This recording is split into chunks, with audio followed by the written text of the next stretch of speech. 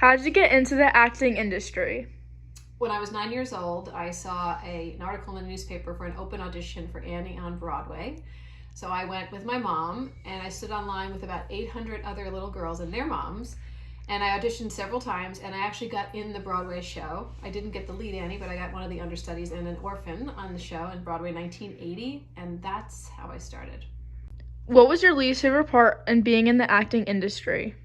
I think the hardest part of being in the acting industry is all the disappointment, all the auditions that you didn't get the job, and you kind of have to dust yourself off, get back out there, and you just realize there's another job out there. And then I started to realize that it wasn't me personally, it wasn't my acting, but just I wasn't the right type. So you learn to get a very tough skin and not take it so personally, but that was really hard, especially when I was a teenager and kind of going through those awkward years in my life in high school. I would take it very personally, but I got over that.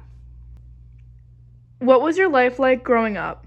So when I was in the business, I started so young in show business. I started at 10 years old. So I was going to school during the day and being on Broadway at night. And then when I was on As the World Turns, I would go to school in the morning, and then my mom would come pick me up and drive me to the city. And then I would do the show As the World Turns in the afternoon. And then I had a lot of tutors. I had a lot of extra help. I didn't have a normal high school life, but I wouldn't trade it for anything because I had such an exciting career life experience that it was unlike anything else. And I had these great storylines. I got to do all these amazing acting jobs and scenes. So I had a great life growing up in the business. What advice would you give to a new actress? I think when you want to be an actor, you have to commit 100%. It's not a part-time job. It's not a hobby. It is, you live, breathe, eat acting. You just have to study. You can't take shortcuts.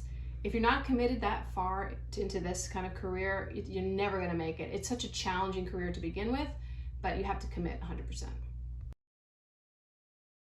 I'm with Martha Byrne, who just won her third Daytime Emmy, but this was very special. This was for a role in Yes, I was playing a pimp. Playing a pimp, but didn't take any prisoners. And Did raising kids interfere with your acting? No, I was very fortunate that I had my mom and my husband, and I had such a great group of people who helped me with my career and managing having the kids at the same time. So I was extremely blessed. I feel like I saw every game and party, and I was such a part of their lives. Being on a soap opera is very different than doing a movie or TV series, like a regular series that you're far away. I lived so close to the studio, I was home every single night, so it was great.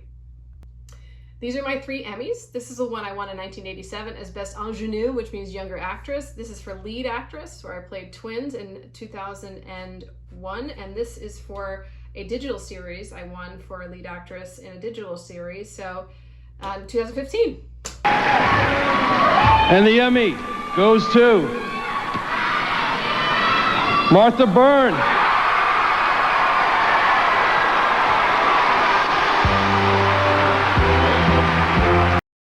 Why are you so proud of this Emmy? So this is the Emmy I won in 2001, and I'm so proud of this one because I played twins. I had scenes with myself. I would get in arguments with myself on the show, and I'd have 180 pages of dialogue with myself sometimes. So it was a very difficult role to play technically, but also emotionally. So I'm extremely proud of this one.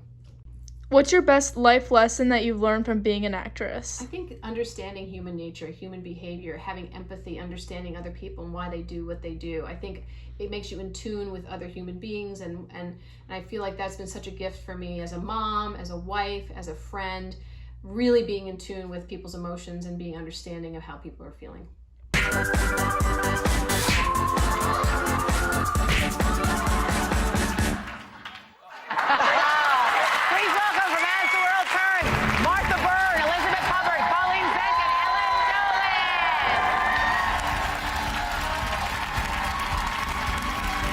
What's the worst experience you've had with a fan?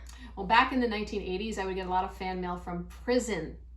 So from prisoners.